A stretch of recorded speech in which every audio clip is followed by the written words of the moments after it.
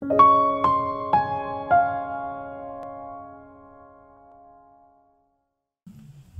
Bapak Ibu. Ya, kita bersyukur oleh anugerah Tuhan kita ada di hari ini, kita bisa merayakan Paskah. Saya mengucapkan selamat Paskah buat kita semua ya. Oke, Bapak Ibu yang terkasih, mari kita sama-sama membuka Alkitab kita dari Yohanes pasal 20 ayat 24 sampai ayatnya yang ke-29.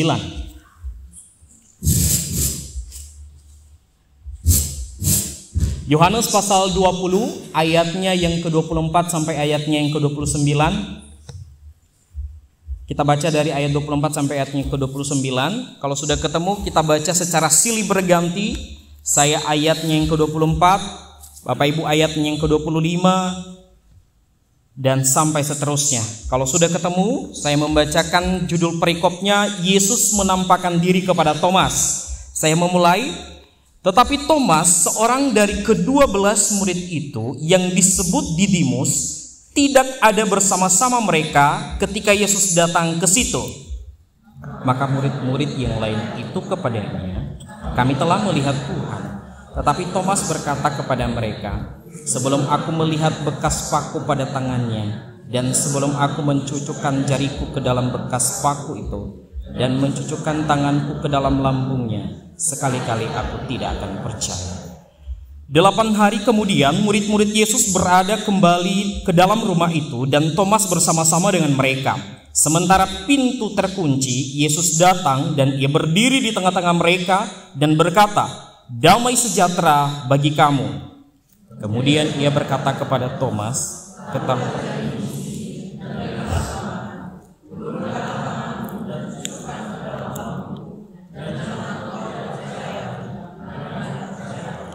Thomas menjawab dia, ya Tuhanku dan Allahku.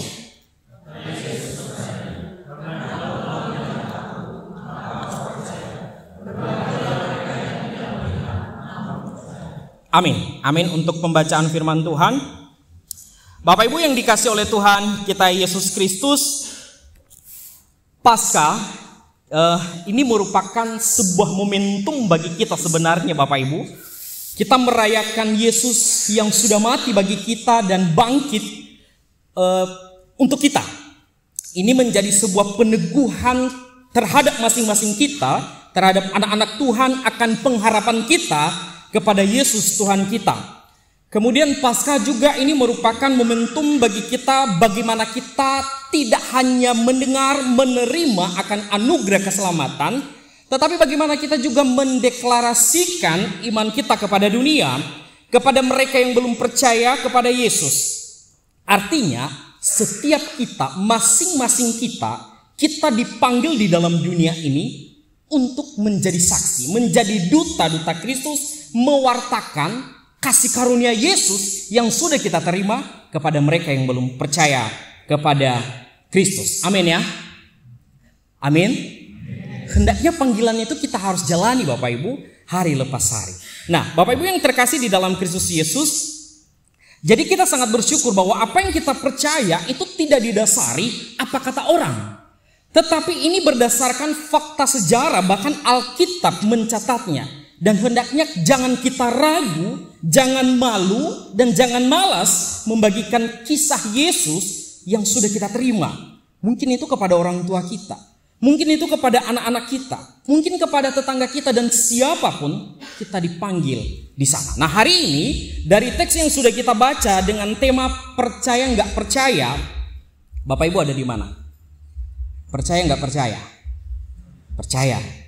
Jangan yang di bold itu ya, di enggak, tetapi percaya. Nah tatkala Bapak Ibu kita ada di posisi ini sebenarnya, kalau kita mau jujur ya, dengan berbagai macam pergumulan hidup yang bertubi-tubi kita alami, mungkin anak-anak kita yang sudah mulai besar memberontak, kemudian perekonomian kita yang tidak stabil bahkan semakin merosot, kemudian mungkin kesehatan kita juga yang semakin memburuk. Dan dalam kondisi demikian Bapak Ibu, mungkin kita tidak mendapatkan pertolongan dari siapapun. Bahkan tetangga atau orang-orang di sekitar kita mencela kita, mencemooh kita, kita direndahkan, dan tindakan-tindakan buruk lainnya mungkin menimpa kita. Nah, kemungkinannya di saat itu mungkin kita bertanya, Tuhan, aku loh di dalam keadaan terjepit, Engkau ada di mana? Pernah nggak Bapak Ibu bertanya demikian? Di masa-masa sulit, masa-masa kritis di dalam kehidupan kita, kita pernah bertanya nggak, Engkau ada di mana? Benar Tuhan itu ada nggak sih? Begitu. Kenapa sih Tuhan tidak sedikit pun Engkau bertindak atas kesulitan yang sedang saya hadapi? Sehingga Bapak Ibu yang dikasih oleh Tuhan, tatkala kita ada di posisi itu, di tengah-tengah itu antara kita percaya dan tidak percaya dengan eksistensi daripada Allah itu sendiri. Dan kondisi terburuknya Bapak Ibu, kondisi terburuknya ketika kita tidak beranjak dari keraguan-raguan kita kepada percaya, kondisi terburuknya adalah kita menjadi orang Kristen yang apatis, acuh tak acuh. Ya udahlah, nggak Tuhan-Tuhanan lagi deh, nggak gereja-gerejaan lagi deh, nggak melayani lagi, gitu. Karena kenapa? Percuma. Saya sudah berdoa sekian 10 tahun, nggak datang juga nih jawaban. Dan berbagai protes lainnya yang keluar dari mulut kita. Nah, hari ini Bapak Ibu kita melihat satu tokoh yang sudah terlebih dahulu mendahului kita mengalami hal yang mungkin serupa dengan apa yang kita alami. Nah, tadi sudah diperagakan oleh Franz. Siapa tokoh itu? Yaitu Thomas. Nah, Bapak Ibu kalau Bapak Ibu baca nanti pasal 20 itu, kita tadi sudah baca juga di bacaan bertanggapan secara lengkap. Kalau Bapak Ibu bisa baca nanti secara konteks historis daripada perikop ini, bahwa ini terjadi setelah kebangkitan Yesus. Jadi tepatnya pada saat Yesus menampakkan diri kepada murid-muridnya, lalu dia meyakinkan bahwa ia sungguh-sungguh hidup. Nah, sekilas gambarannya begini Bapak Ibu. Sekilas gambarannya adalah begini. Di ayat 1-10 yang sudah kita baca bertanggapan tadi, ini berisikan tentang Maria ketika datang ke kubur dan dia menemukan kubur itu di dalam keadaan kosong. Kemudian ayat 11 dan sampai ayatnya yang ke-18, ini kemudian Yesus menampakkan diri kepada Maria Magdalena. Kemudian ayat 19 sampai ayatnya yang ke-23, Yesus juga menampakkan diri kepada murid-muridnya kecuali Thomas, karena Thomas tidak ada di sana. Nah, peristiwa penampakan Yesus kepada murid-muridnya ini Bapak Ibu yang dikasih oleh Tuhan, apa yang terjadi di sana? Yesus menghembusi mereka dengan Roh Kudus, dan Yesus memberikan kuasa kepada murid-muridnya untuk apa? Mengampuni, saling mengampuni satu sama lain. Nah, peristiwa bahwa Yesus sudah bangkit dari kuburnya, dari kematian, lalu murid-murid lain ini menceritakan kepada Thomas. Apa kata murid-murid yang lain kepada Thomas? Kami telah melihat Tuhan. Tetapi apa respon Thomas?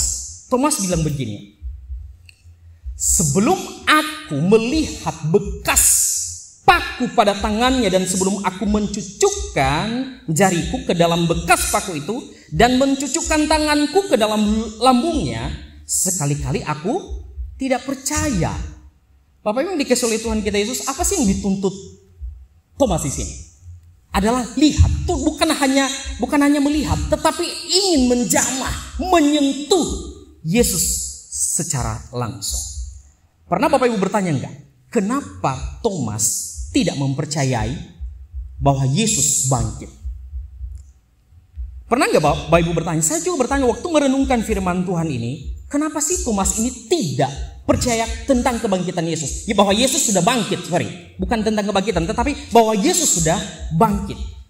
Bapak Ibu yang dikasih oleh Tuhan, selain apa yang sudah diwartakan di dalam ayat 19 Bapak Ibu, tentang ketidakhadirannya pada waktu Yesus menampakkan diri pertama-tama di ayat 24, maka yang kedua adalah ada satu secara logika, ada beberapa sumber yang saya bacakan. Di sana dikatakan bahwa ada realitas penderitaan dan kematian Yesus itu sangat menggetarkan, karena itu peristiwa yang brutal Bapak Ibu. Ketika Thomas dan murid-murid lain melihat gurunya sedang dihina, disiksa, bahkan dibunuh, secara psikologis Bapak Ibu, skala psikologi manusia itu sangat mengganggu sekali. Akhirnya apa yang dilakukan oleh Thomas memungkinkan dia menyendiri, itu katanya. Jadi beberapa sumber mungkin dia menyendiri begitu. Kemudian poin yang lain adalah dia berkata bahwa ada realitas tentang bahwa harapan Mesias mereka sudah runtuh. Mungkin mereka berharap bahwa dengan adanya sosok Yesus waktu masih hidup, maka dia digadang-gadang, Yesus digadang-gadang untuk memimpin mereka di dalam hal politis. Tetapi pasti mereka merasa kayak merasa dikhianati ketika Yesus sudah mati. Pemimpin kita sudah mati. Jadi nggak ada lagi harapan sama sekali. Jadi harapan mereka runtuh. Kemudian apalagi? Ada kecenderungan skeptis, ragu-ragu. Ada kecenderungan untuk, kayaknya tidak mungkin lagi deh. Dia ragu di dalam hal ini. Bapak Ibu yang kasih oleh Tuhan, karakter daripada Thomas ini sebenarnya kalau saya definisikan ya, kalau saya baca, dia ini kayak semacam polos, Bapak Ibu. Mari kita buka ya di Yohanes pasal 11 ayat 16. Coba kita buka di sana. Yohanes 16 ayat 16. Yohanes 11 ayat 16 saya bacakan begini firman Tuhan. Lalu Thomas yang disebut Didimus berkata kepada teman-temannya, yaitu murid-murid yang lain, marilah kita pergi juga untuk mati bersama-sama dengan dia. Pikirannya kan kayak semacam lugu gitu ya. Gitu. Mari kita sama-sama mati bersama-sama dengan Yesus. Apakah itu maksudnya? Tentu tidak.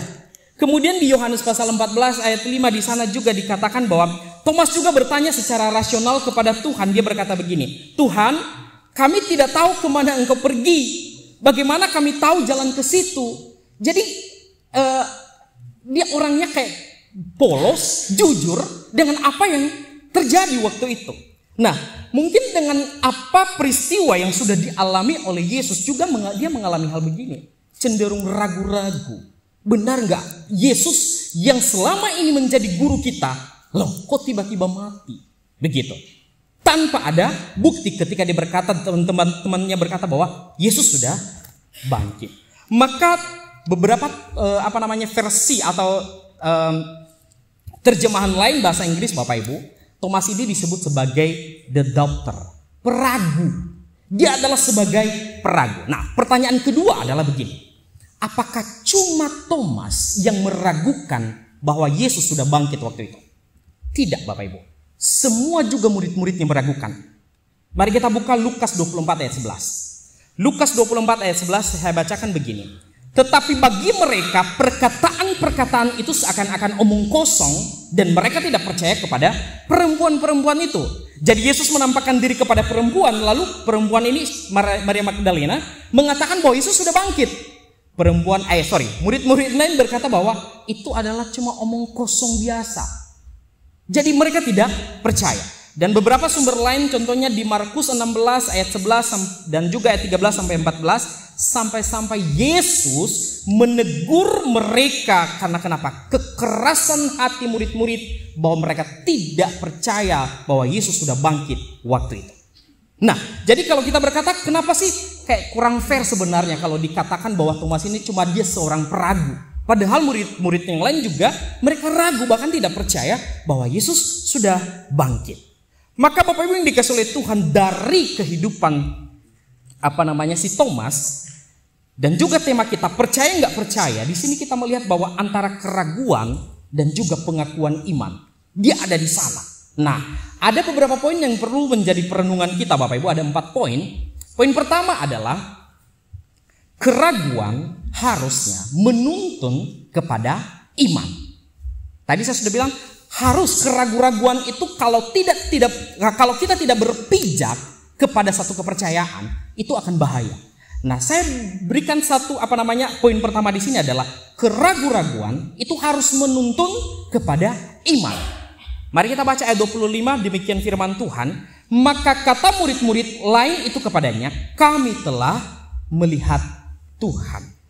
Bapak Ibu yang dikasih oleh Tuhan, Thomas adalah bukan orang sembarangan Bapak Ibu ya.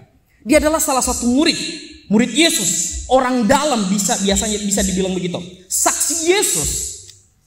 Tetapi ketika murid-murid lain berkata bahwa kami telah melihat Tuhan, reaksi Thomas berkata, tunggu dulu deh teman-teman. Aku tidak percaya dengan apa yang kau bilang. Sebelum aku melihat Yesus, Sebelum aku menyentuhnya, aku gak bakalan percaya deh apa yang engkau sampaikan. Apa yang diragukan oleh Thomas, yaitu adalah fakta bahwa apa yang dilihat oleh murid-muridnya tentang Yesus, itu dia ragukan hal itu. Dia memohon bukti otentik daripada bahwa Yesus sudah bangkit. Maka keraguan Thomas ini Bapak Ibu bukan sekedar skeptisisme ya, tetapi ini ada sebuah kerinduan tentang akan sebuah kepastian. Ia tidak ingin percaya hanya berdasarkan pengalaman orang lain. Jadi kalau secara logika masuk akal, jujur, terbuka, tetapi juga dia tidak gampang percaya apa yang disampaikan oleh orang lain. Jadi dia harus putar otak, apa yang harus aku lakukan supaya saya bisa percaya dengan apa yang mereka omongin. Satu tokoh namanya D.A. Carson, Bapak Ibu, dia berkata begini: Thomas menuntut bukti yang sama seperti yang telah diterima oleh murid-murid lain. Penolakannya bukanlah pemberontakan, tetapi desakan untuk mendapatkan konfirmasi secara langsung. Jadi di sini kita melihat bahwa dia tidak memberontak di dalam penolakan itu, tidak. Tetapi dia menuntut satu konfirmasi secara langsung mengenai bukti otentik. Keraguan Thomas ini adalah keraguan yang jujur, bukan pemberontakan yang membabi buta, bukan tanda ketidaksetiaan, tetapi bentuk dari pencarian iman yang jujur. Perhatikan kalimat terakhir Bapak Ibu. Apa kalimat terakhir Thomas di ayat 25 itu? Dia berkata begini: sekali-kali aku tidak akan percaya.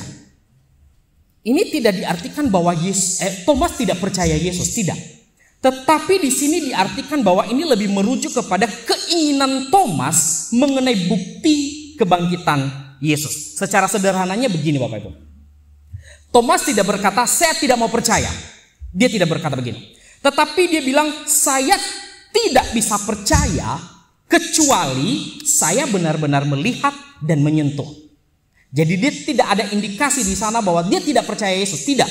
Tetapi indikasinya adalah saya tidak bisa percaya kecuali saya benar-benar melihat dan menyentuh.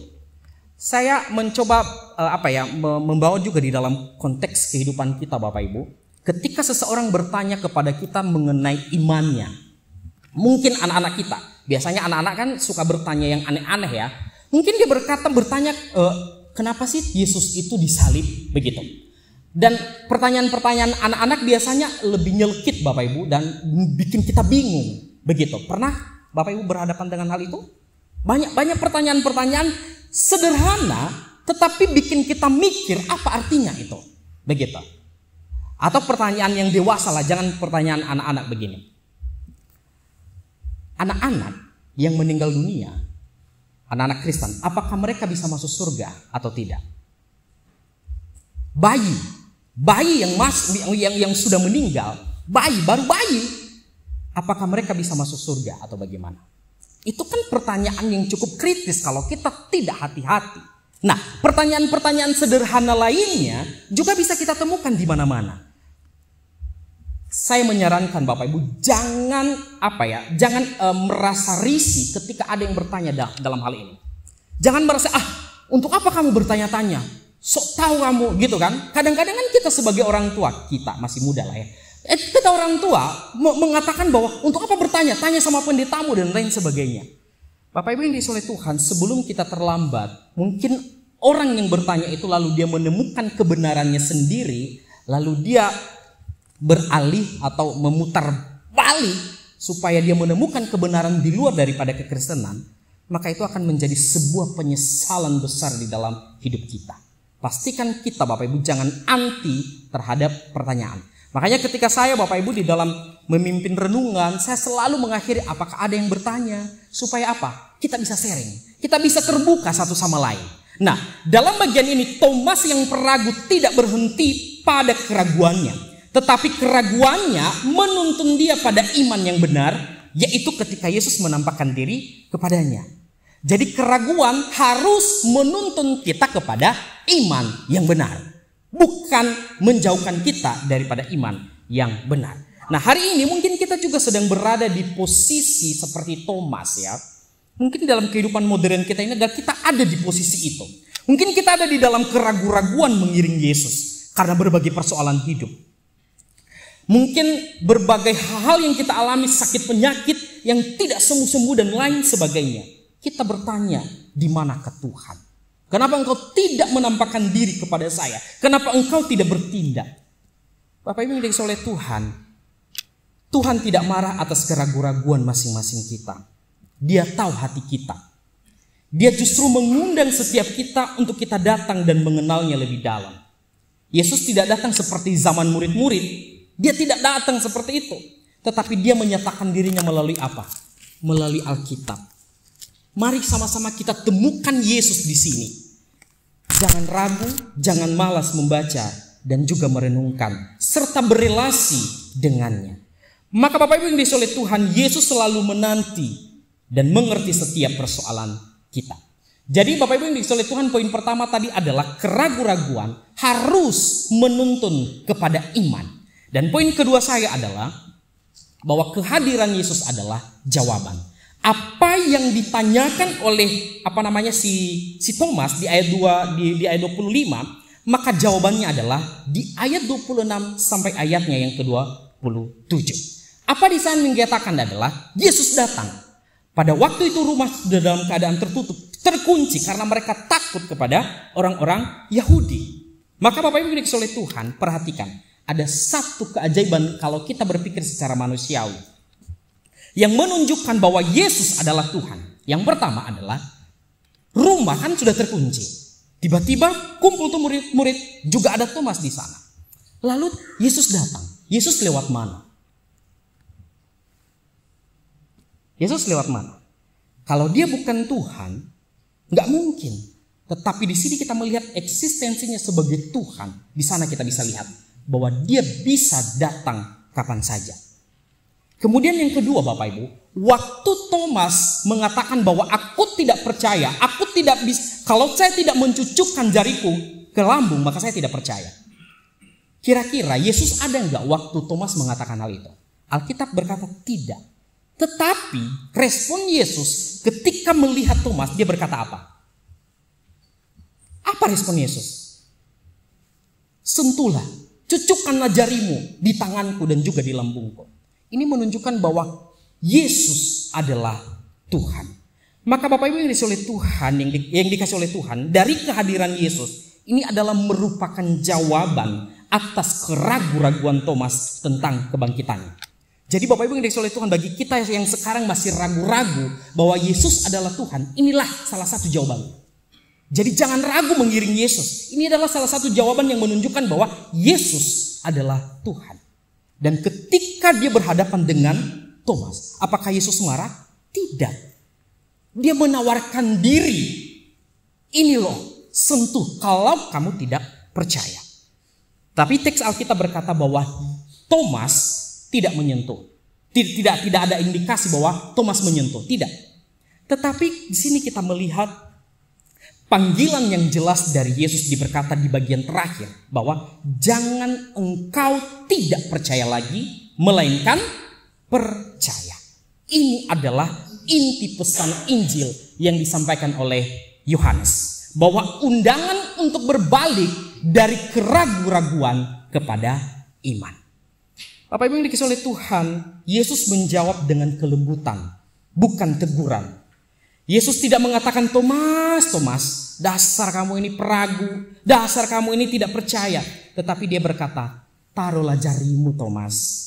Jangan tidak percaya lagi tetapi percaya. Yesus tidak mempermalukan Thomas, tetapi memulihkan imannya. Ini menunjukkan bahwa iman Kristen, Bapak Ibu, ini menunjukkannya dari kisah ini, iman Kristen bukan anti bukti, tetapi melampaui bukti dengan kepercayaan pada pribadi Yesus. Tuhan kita adalah Tuhan yang rela datang kepada mereka yang masih ragu-ragu, kepada kita yang masih ragu-ragu, masih apatis, masih skeptis dan lain sebagainya, yang masih berjuang di dalam kepercayaannya. Dia datang kepada kita yang sedang jauh dari Tuhan. Dia datang kepada kita yang pernah kecewa dengan sesama kita, yang sudah merendahkan kita. Dia datang kepada kita yang merasa letih dan berbeban berat. Yesus tidak menunggu kita jadi sempurna. Ia datang ke tempat di mana kita berada dan berkata, aku di sini, percayalah kepada Dia. Bapak Ibu yang dikasihi Tuhan, apapun persoalan hidup kita ya, saya kurang tahu masing-masing kita, konteks kehidupan kita. Jangan tunda berelasi dengannya. Jangan tunggu bahwa nanti, tidak. Kristus dalam kelembutannya Dia terus menanti kita. Mungkin orang di sekitar kita membuang kita, mencela. Ingatlah, Yesus selalu mendampingi kita. Ketika kita meyakini bahwa Yesus adalah jawaban atas semua persoalan hidup kita, jangan tinggalkan Dia. Saya mendorong kita, mengingatkan kita bahwa jangan tinggalkan Yesus apapun kondisi persoalan hidup kita. Hendaknya kita tetap taat dan setia mengiring Dia. Bapak Ibu yang terkasih, ada satu teman dulu ya, waktu saya pelayanan di ladang misi, dia bersaksi begini. Ada satu daerah di mana dia pelayanan, dia berkata begini. Dulu daerah itu, satu daerah itu adalah Kristen. Setelah tapi Kristen, tetapi kondisi perekonomian tidak baik-baik saja di sana. Jadi ada satu kelompok dari agama lain yang bukan Kristen yang datang ke sana lalu menawarkan sekilo daging kurban begitu. Masing-masing keluarga begitu. Lalu satu desa ini menerima tawaran itu bahwa mereka dapat daging kurban setiap bulan dapat. Waktu saya dengar itu masih sampai sekarang mereka masih dapat. Asal engkau meninggalkan Yesus. Dan itu terjadi. Dulu ada gereja di sana, lalu akhirnya gereja itu tidak berfungsi. Dulu mayoritas Kristen satu desa berubah menjadi tidak Kristen lagi. Bapak Ibu yang dikasih oleh Tuhan, jika Yesus bukan jawaban hidup kita, maka dengan gampangnya kita meninggalkan Dia. Dengan persoalan hidup kita, pasti berkata, ya gak apa-apa deh. Gak usah Yesus-Yesusan, gak usah Kristen-Kristenan, gak menjamin kok begitu. Bapak Ibu yang dikasihi oleh Tuhan, ini adalah tanggung jawab kita. Yesus mati tidak percuma. Yesus bangkit juga tidak percuma. Dan Dia melakukan dengan apa? Kehidupannya. Dia mempertaruhkan nyawanya. Hendaknya juga kita menghargai, mencintai Yesus seumur hidup kita, apapun persoalan hidup itu. Jangan sampai itu menjadi alasan kita meninggalkan Dia. Dan poin ketiga saya adalah, di bagian ini, di ayat 28, kita melihat respon daripada seorang Thomas. Mari kita sama-sama baca ayat 28. 1, 2, 3. Thomas menjawab Dia, ya Tuhanku dan Allahku. Apa yang diucapkan oleh Thomas merupakan respon yang menakjubkan. Dia mendeklarasikan Injil. Ada salah satu tokoh Bapak Ibu, saya senang sekali dengan khotbahnya. Namanya Alistair Begg. Dia dari salah satu artikel yang saya pernah baca di Truth for Life. Dia mengatakan begini. Pengakuan iman Thomas adalah titik puncak Injil Yohanes. My Lord and my God. Ini adalah pernyataan paling kuat mengenai keilahian Yesus di dalam seluruh Injil Yohanes. Yohanes menulis Injilnya dengan satu tujuan, agar kita percaya bahwa Yesus adalah Mesias, anak Allah. Maka Bapak Ibu yang dikasihi oleh Tuhan, Thomas memberikan respon yang sempurna. Ia bukan sekedar mengakui Yesus sebagai guru atau nabi, tetapi dia berkata, Tuhan dan Allahku. Thomas sebagai saksi mata, dia menyembah Yesus sebagai Allah. Di dalam bagian ini Bapak Ibu, kalau kita melihat ada satu transformasi yang dialami oleh Thomas. Terjadi ketika dia mengalami perjumpaan pribadi dengan Yesus yang bangkit, mengubah hidupnya waktu itu. Yang peragu-ragu menjadi sebuah, dia memiliki keyakinan bahwa dia berkata, engkau adalah Yesus, Tuhan dan Allahku. Artinya bahwa dampak perjumpaan pribadinya dengan Kristus ini menghasilkan satu transformasi yang luar biasa. Menghasilkan iman yang mendalam. Bapak Ibu yang dikasihi oleh Tuhan, saya menonton satu podcast di YouTube akhir-akhir ini dan saya melihat, pasti Bapak Ibu tahu lah ya, ada satu pendeta terkenal di Indonesia ini. Dia diwawancarai oleh mantan Kristen, katanya, mantan Kristen. Bapak Ibu tahu pendetanya? Hah? Gak usah bilang-bilang kalau Gilbert temuin dong, jangan. Nah, di dalam podcastnya Bapak Ibu, di interviewnya, yang suka menggemparkan bahwa Yesus adalah Tuhan, tetapi ketika dia diwawancarai bahwa surga itu ada berapa sih? Katanya surga itu cuma satu, Allah itu cuma satu. Dan dia menganalogikan Tuhan itu seperti gajah. Saya pikir, ya saya bukan merendahkannya, tetapi banyak komen-komen berkata begini, jangan-jangan pendeta ini cari aman, cari tenar dan lain sebagainya. Kita dituntut mempertanggungjawabkan, mendeklarasikan iman kita di depan publik.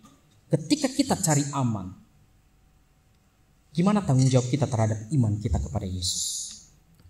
Bapak Ibu yang dikasih oleh Tuhan kita Yesus Kristus, kita sulit mendeklarasikan iman kita ketika kita tidak benar-benar paham siapa yang kita sembah. Akhirnya kita jatuh pada apa? Ya sudah, ikut sana, ikut sini. Kita menjadi orang Kristen yang tradisi. Kita menjadi orang Kristen apa kata orang tua. Kita tidak punya pemahaman yang benar-benar yakin bahwa Yesus adalah Tuhan. Saya bisa mempertanggungjawabkan iman saya apapun yang ditanya. Maka Bapak Ibu yang dikasihi oleh Tuhan, kita dipanggil untuk apa? Deklarasikan iman Anda di dalam Yesus. Jangan jangan ragu. Jangan mencari ketenaran. Jangan mencari aman.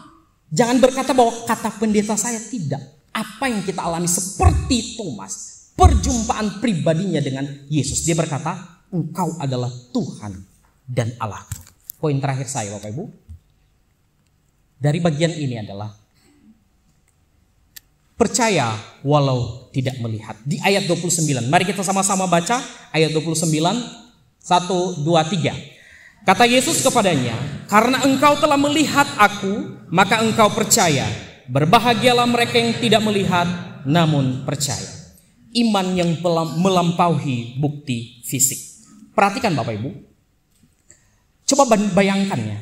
Ketika Yesus hanya berkenan kepada Thomas, waktu Thomas melihat Yesus dan dia berkata, berbahagialah engkau karena engkau melihat saya. Maka akhirnya engkau selamat. Kalau hanya sampai di situ kitab Injil Yohanes, maka sia-sialah kepercayaan kita orang Kristen sekarang. Tetapi dia berkata begini, iman itu berbicara tentang apa? Walaupun kita tidak melihat.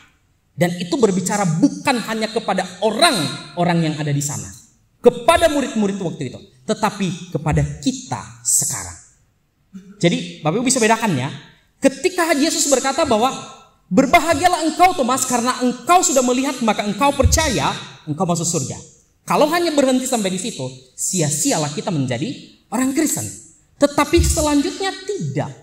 Dia berkata bahwa walaupun kita tidak melihat, kita percaya, maka kita pun boleh menjadi bagian sebagai murid-murid Kristus. Diberkatilah mereka yang tidak melihat namun percaya. Percaya kepada siapa? Percaya pada kesaksian para rasul, percaya pada firman Allah yang tertulis. Kita juga beriman, memiliki iman yang berakar di dalam Kristus dan bukan hanya sekedar pengalaman. Maka Bapak Ibu yang dikasihi oleh Tuhan kita Yesus Kristus, iman tidak bergantung pada bukti fisik, tetapi pada apa? Firman Allah dan karya Roh Kudus. Mari kita sama-sama baca kalimat ini. 1, 2, 3. Iman tidak bergantung pada bukti fisik, tetapi pada firman Allah dan karya Roh Kudus. Bapak Ibu yang dikasihi oleh Tuhan, 4 poin yang saya sampaikan tadi. Dari tema kita percaya nggak percaya, walaupun kita ada di posisi itu, kalau kita ragu-ragu, masih skeptis, harusnya keraguan-raguan kita menuntun kita kepada iman yang benar. Kemudian yang kedua adalah kehadiran Yesus adalah jawaban dari semua persoalan hidup kita. Dan yang ketiga adalah, deklarasikanlah iman Anda dimanapun Anda berada. Anda bertanggung jawab dengan iman Anda sekarang.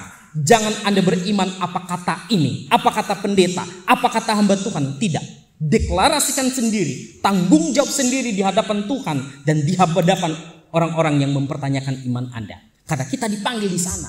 Kita dipanggil di sana Bapak Ibu. Dan yang terakhir adalah walaupun kita tidak melihat Yesus secara fisik, tetapi kita melihatnya, percaya dia berbicara kepada kita melalui firman-Nya. Percaya walau tidak melihat. Kita mungkin tidak pernah menyentuh luka Yesus seperti Thomas, tapi kita memiliki kesaksian hidup daripada para rasul. Melalui firman-Nya yang tidak berubah dan Roh Kudus yang terus bekerja di dalam hati kita. Iman bukan ketiadaan keraguan Bapak Ibu, tetapi kehadiran kepercayaan kepada Dia yang telah mengalahkan maut. Yesus tidak menegur Thomas dengan keras. Dia menemuinya di tempat di mana Thomas berada. Dan seperti itulah Dia memperlakukan kita juga.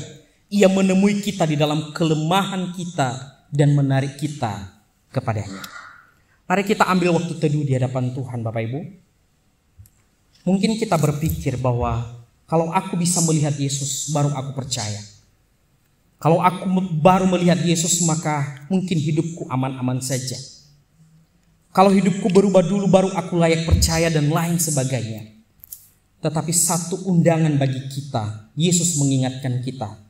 Datanglah apa adanya kita. Di dalam keberdosaan kita.